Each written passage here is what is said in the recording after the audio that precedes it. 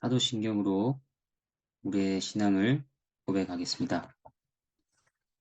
전능하사 천지를 만드신 하나님 아버지를 내가 믿사오며 그 외아들 우리 주 예수 그리스도를 믿사오니 이는 성령으로 잉태하사 동정녀 마리아에게 나시고 본디오 빌라도에게 고난을 받으사 십자가에 못 박혀 죽으시고 장사한 지 사흘 만에 죽은 자 가운데서 다시 살아나시며 하늘에 오르사 전능하신 하나님 우편에 앉아 계시다가 저리로서 산자와 죽은 자를 심판하러 오시리라.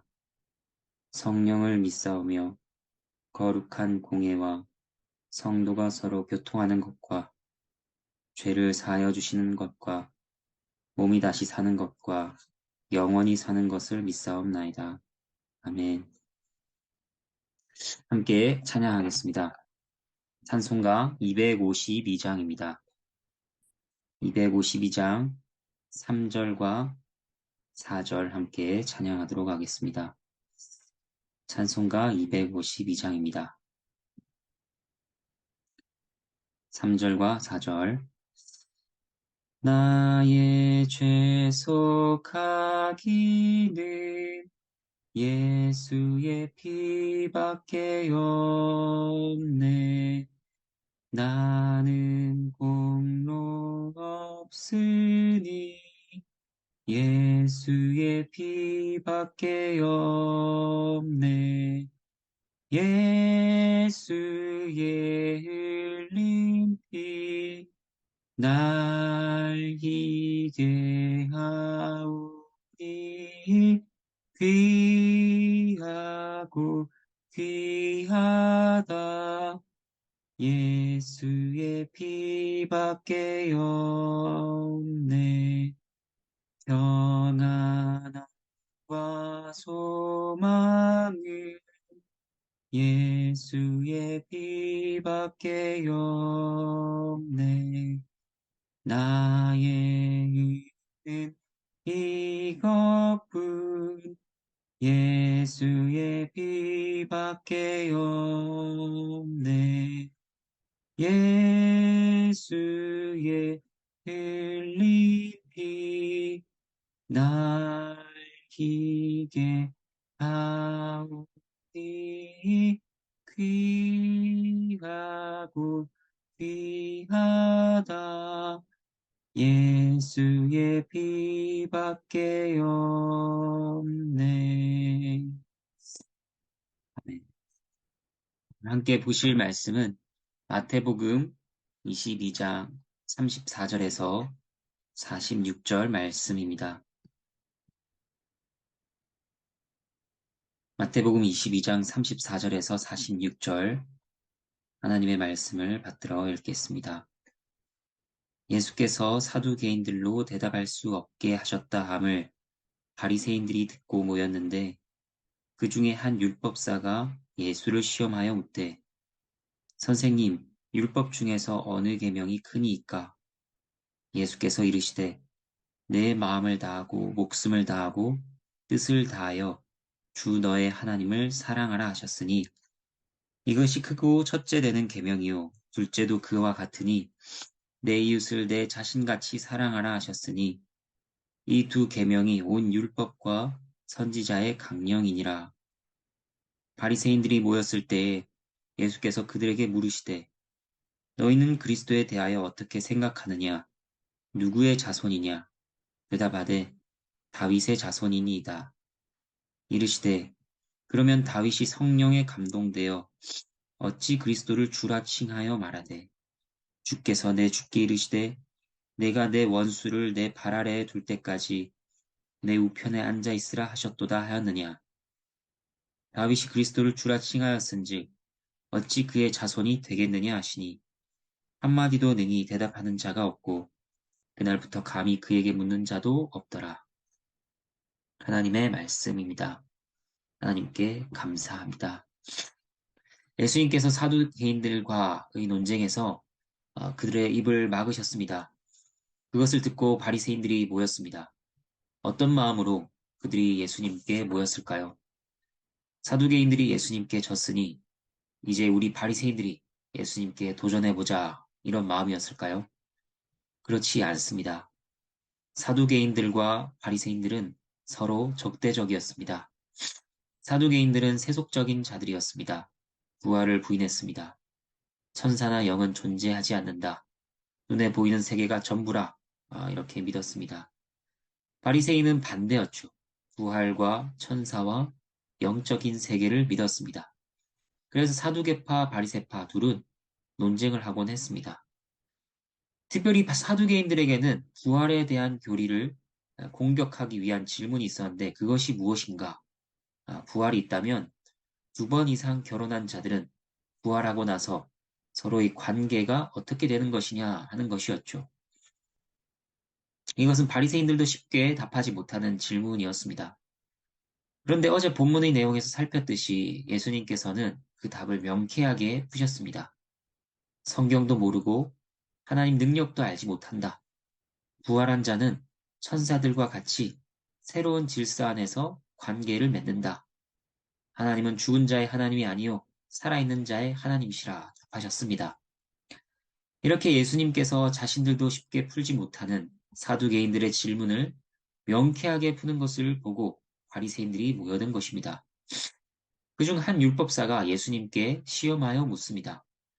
이 시험한다는 말은 긍정적으로 사용할 수도 있고 부정적으로 사용할 수도 있습니다. 먼저 부정적인 경우는 함정에 빠뜨리려는 목적을 가졌을 때입니다. 긍정적인 경우는 상대의 생각을 확인하고 싶을 때 시험한다고 하기도 합니다. 여기서는 예수님의 생각을 확인하려고 한 긍정적인 의미의 시험이라고 볼 수 있습니다. 어떻게 알 수 있을까요? 병행 본문인 누가복음 20장과 마가복음 12장을 보면 알 수 있습니다. 비교해보면 이 율법사, 서기관이라고 나오기도 하는데 이 자가 예수님께 호감을 가지고 있는 것을 확인할 수 있습니다. 그의 질문은 이것이었죠. 어느 계명이 크니까? 이 질문은 바리새인들에게 있어서 매우 중요한 질문이었습니다. 마치 우리에게 있어서 삼위일체를 믿느냐, 예수님의 대속을 믿느냐 묻는 것과 같습니다. 그처럼 이 질문은 그들의 신앙에 있어서 중심을 차지하는 주제였습니다. 왜냐하면 그들은 계명을 순종하는 것에 모든 것을 걸고 살았던 자들이기 때문입니다. 우리는 과거에 하나님께 불순종해서 벌을 받았어. 이제 우리는 하나님께 철저하게 순종해야 돼. 그것이 하나님의 뜻이야. 그것이 생명의 길이야. 순수한 바리새인들은 그렇게 생각했을 것입니다. 율법사 역시 이에 대해 진지하게 고민하고 있었을 수 있습니다. 아니면 예수님께서 어떻게 답하시는가 보고 자신들과 같은 입장인지 확인하고 싶었을 수도 있습니다. 어찌되었든 그러한 그의 질문에 예수님께서는 답하십니다. 37절에서 40절까지의 답을 요약하면 이것이죠. 하나님을 사랑하라. 이웃을 사랑하라. 하나님 사랑과 이웃 사랑은 참으로 율법의 요약이요, 완성이라 할 수 있습니다. 여러분 혹시 하나님 제가 어떻게 살아야 할까요? 제게 원하시는 하나님의 뜻이 무엇입니까? 이것을 놓고 기도하시나요? 그에 대한 명료한 답은 이것입니다. 하나님을 사랑하고 이웃을 사랑하는 것입니다. 이것이 우리를 향한 하나님의 기뻐하시는 뜻입니다. 하나님 사랑과 이웃 사랑. 이 원리 안에서 결정하고, 이 원리 안에서 포기하고, 이 원리 안에서 살고, 죽고, 먹고, 마시고, 모든 일을 하는 것입니다. 율법사는 예수님의 대답에 만족했을까요? 네. 본문에 나오지 않지만 마가복음 12장을 보면 이 자는 예수님께 옳소이다 강하게 동의를 표합니다. 그리고 그런 그에게 예수님께서는 하나님의 나라에서 멀지 않다고 하십니다. 이제 이러한 내용 다음으로 나오는 41절 이하는 우리의 주의를 환기시킵니다. 이번에는 예수님께서 바리새인들에게 질문하십니다. 사두개인들의 입을 막았던 것처럼 예수님의 질문은 이번에 바리새인들의 입을 막았습니다. 어떤 질문입니까?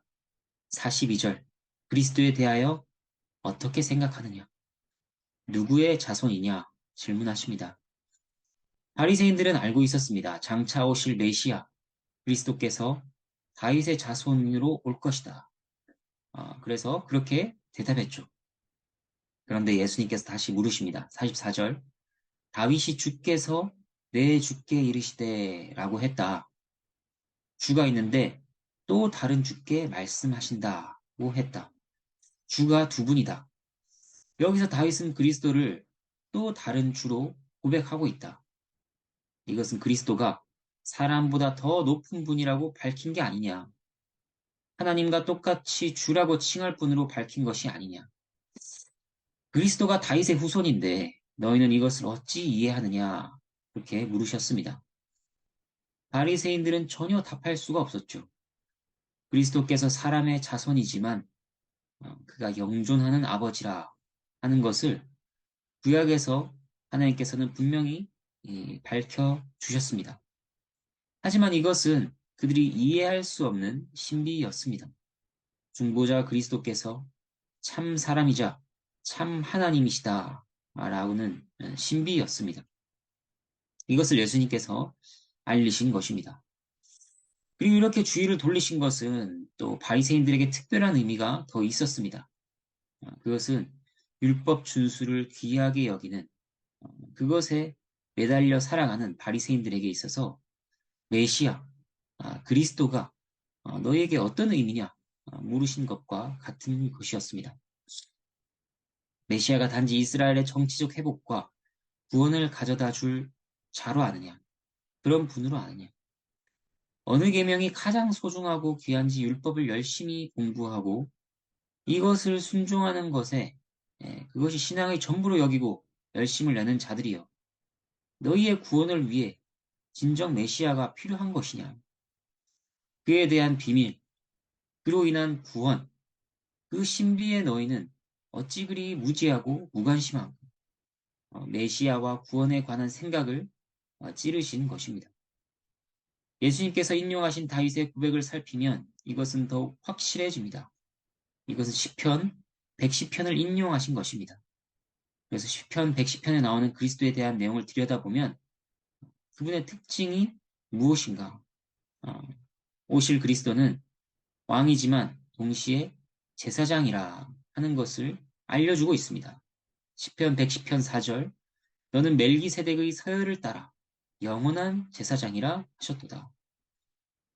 그러니까 여러분 말씀에 능통한 바리새인들이 예수님께서 인용하신 시편 110편을 들으며 무엇을 고민해야 했을까요? 제사장이 우리에게 필요하다. 오실 그리스도가 진정 누구냐? 그가 어떤 일을 하는 분인가? 고민해야 했던 것입니다. 그가 사람이며 하나님과 동등한 분이시라. 그뿐 아니라 왕이며 제사장의 역할을 감당하는 분이라 하는 것을 깨달아야 했던 것입니다. 그리고 그들은 자신들의 율법 준수에 의한 공로가 아니라 오직 그분에게 소망을 두어야 했습니다. 이제 말씀을 정리하고 적용을 살피겠습니다. 오늘 말씀을 통해 가장 큰 계명이 하나님 사랑과 이웃 사랑임을 보았습니다. 하지만 여러분 여기에 꽂혀서 옳소이다 바로 뛰어들면 우리는 바리새인과 다를 바가 없습니다. 천국에서 멀지 않을 수는 있지만 결코 천국에 들어갈 수는 없습니다. 우리는 하나님 사랑과 이웃 사랑을 행함으로 구원받을 수 없습니다. 이것만 붙잡으면 우리에게 그리스도는 필요 없습니다. 거짓된 자기의만 쌓을 뿐입니다. 하나님을 사랑하라, 이웃을 사랑하라. 이것은 할 수 있다. 으쌰으쌰 해서는 절대 불가능한 일입니다. 그러한 시도들은 여러분을 좌절하게 만들 뿐입니다. 이 계명 앞에서 우리는 먼저 우리의 비참한 형편을 봐야 합니다. 얼마나 우리의 마음이 하나님 사랑과 이웃 사랑에서 멀리 떨어져 있는지 봐야 합니다. 하나님을 사랑하고 이웃을 사랑하는 것에 우리가 얼마나 무능력한지를 봐야 합니다. 그 다음이 무엇이냐? 예수님께서 바리새인에게 그리고 우리에게 말씀하십니다. 그리스도께 주의를 돌리라고 하십니다. 너희는 그리스도에 대하여 어떻게 생각하느냐? 하나님과 죄인 사이에 유일한 중보자가 되시는 메시아가 누구시냐? 참 사람이시며 참 하나님이신 그리스도 예수시라. 그가 어떤 일을 하시느냐? 그가 왕으로서 우리를 죄의 권세에서 건지신다. 그가 제사장으로서 우리의 죄를 위해 완전한 제사를 올려드리는 분이라. 바로 내가 너희에게 반드시 필요하니라 말씀하시는 것입니다. 이러한 예수님의 참 모습을 알 때, 비로소 우리는 하나님을 사랑할 수 있게 됩니다. 예수님께서 우리를 위해 하신 일을 믿을 때, 우리를 위하여 드리신 그 제사를 믿을 때, 그때야 우리는 하나님을 사랑하고 하나님을 사랑하는 마음은 또 이웃을 사랑하는 마음으로 이어지게 됩니다. 여러분, 부디 우리가 우리 안에서 소망과 의를 발견하는 것이 아니라 오직 그리스도를 붙잡고 붙들고 그에게서 모든 힘과 동기와 소망을 발견하기를 바랍니다. 말씀을 읽고 마치도록 하겠습니다. 빌립보서 3장 8절과 9절 말씀입니다. 오늘 본문과 관련하여서 바울은 어떻게 고백하는가? 내가 그를 위하여 모든 것을 잃어버리고 배설물로 여김은 그리스도를 얻고 그 안에서 발견되려 함이니 내가 가진 의는 율법에서 난 것이 아니요 오직 그리스도를 믿음으로 말미암은 것이니 곧 믿음으로 하나님께로부터 난 의라. 아멘. 여러분, 우리는 오직 그리스도를 발견하고 그 안에서 우리의 의를 얻는 것, 그것을 바라보는 자들로서 살아가는 것입니다. 오늘 들은 말씀을 생각하며 함께 기도하도록 하겠습니다.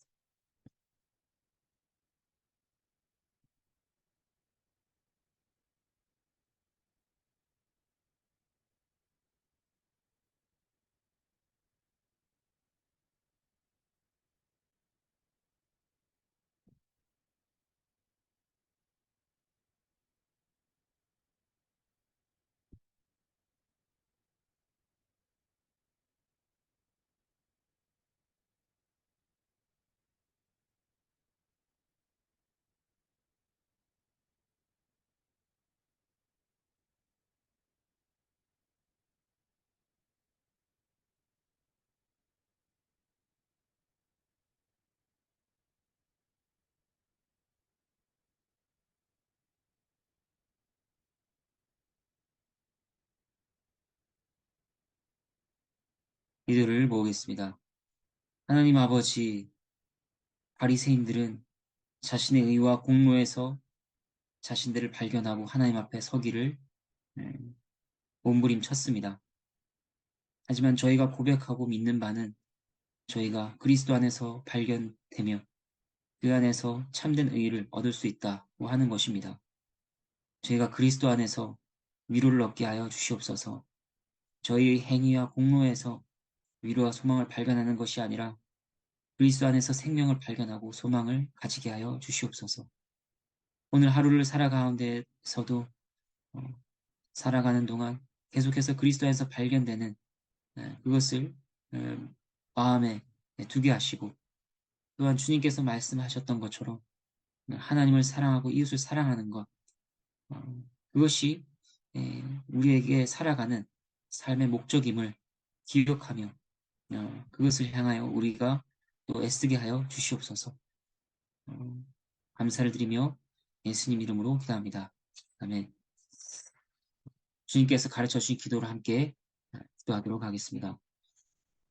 하늘에 계신 우리 아버지여, 이름이 거룩히 여김을 받으시오며, 나라가 임하시오며, 뜻이 하늘에서 이루어진 것 같이 땅에서도 이루어지이다. 오늘 우리에게 일용할 양식을 주시옵고, 우리가 우리에게 죄 지은 자를 사하여 준 것 같이, 우리 죄를 사하여 주시옵고, 우리를 시험에 들게 하지 마시옵고, 다만 악에서 구하시옵소서. 나라와 권세와 영광이 아버지께 영원히 있사옵나이다. 아멘.